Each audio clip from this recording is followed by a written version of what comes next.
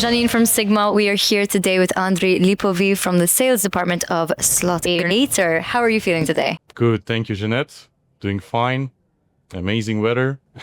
And I mean, you're in Sigma, so you're in a good mood for sure. Let's dive right in. So what are the most important factors, in your opinion, that are driving successful market entry strategies today in the iGaming world? Yeah, I would say that choosing the perfect license for the location that you're enter is the main point. I would bring up an example. So, for example, in Germany, they have a local license, but 70% of the traffic goes through offshore operators. Okay. So you need to pick and choose, depending on your budget and expertise and compliance, the appropriate license for the market. Find the right one for you. Exactly. And there are vice versa situations where you can only actually work in the market if you have a local license, if you're not discussing like crypto-based projects. So for example, it could be Nigeria. There is no point to enter Nigerian market with any kind of offshore license, as it is wide, easy to obtain and easy to renew and stuff. So it's a very good license to work with in that market specifically. After you've chosen a correct license, I would say that it's really, really important to localize your platform and your front end specifically for the market that you're entering. And apart from that, not just like translate every single thing, but actually look at the front end that is present on the market to understand what players are used to and what they would be feeling comfortable to. Yeah, more drawn to as well. Yeah, drawn to as well, right? Content is very important. For example, we at Slotegrator, we offer provider lists and game lists for specific countries. So for example, if my client comes to me and he wants like, a top list for Germany, I would be able to provide it to him so that he knows what to actually push for the region and what would be appropriate for the region. Like sometimes it's also important to choose the correct content type.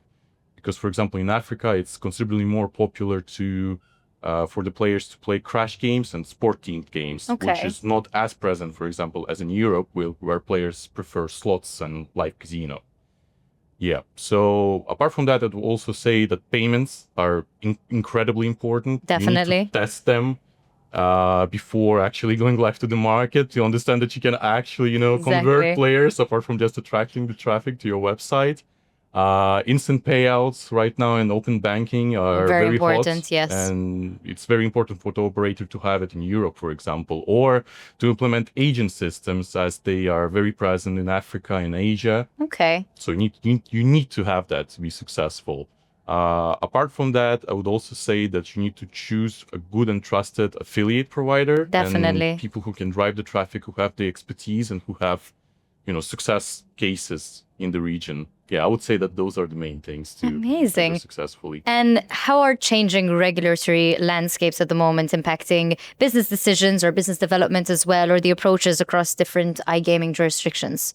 Yeah, so right now we are seeing in some of the locally licensed jurisdictions in Europe the trend to be more harsh on the advertisements. So for example, in Netherlands, I think they banned like TV advertisements. Wow. In Germany, they are introducing regulations on the spin time of a slot. That it needs to be like 1 second between each spin, etc., etc., etc. So it really becomes heavy for the casinos that own a local license to actually advertise and be competitive with their offshore alternatives that are always ever present on their market. So here, some operators who don't have enough budget or enough, capability to work on a locally licensed, with a local license, I mean, they are transferring to Anjouan or to Curacao and other alternatives. We've been seeing it in a couple of markets.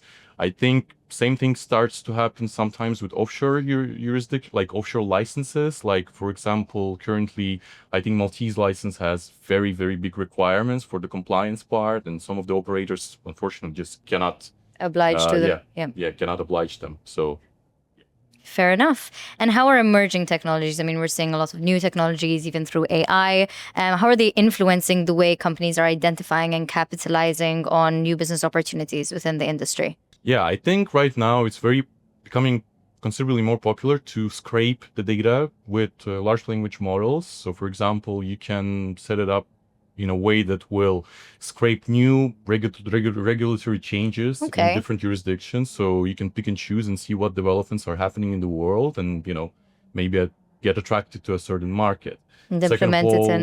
sure. Second of all, you can scrape, for example, affiliate media or just iGaming media, see the trends, and large language models allow you to basically congregate all this data into like one little point, and you're able to quickly see, the markets that would be, for example, interesting to enter, or the new trends in gaming in general.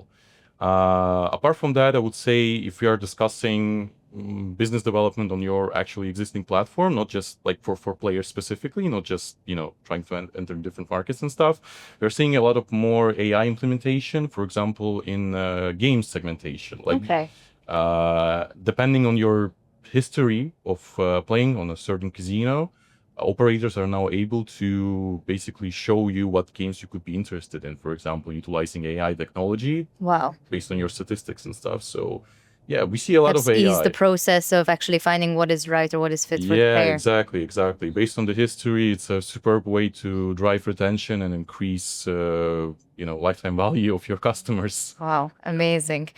And what are some effective approaches for iGaming companies to make sure that they stand out within such a competitive market out there? Everybody's new, innovative. How is it? What can they do to make sure that they stand out to players? Yeah, I would say that it's really important to have different opportunities for players to play on your website, apart from just standard casino games and sportsbooks. So, for example, implementing events like Polymarket can drive traffic to your website, and then players can, go to other segments of your website and be attractive in general.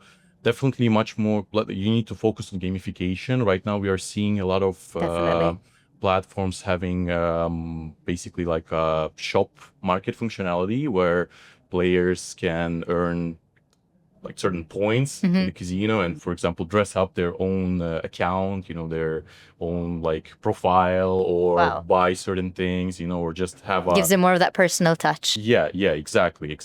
Apart from that, I would say that if you have you can push interesting like new content for the market. It's a considerably more harder topic because, of course, you need to somehow analyze and come up with something new. But I would say that some operators, for me, they kind of just want to stick with the standard approach where they just pick the top games, for example, for the video, and it's all the same everywhere.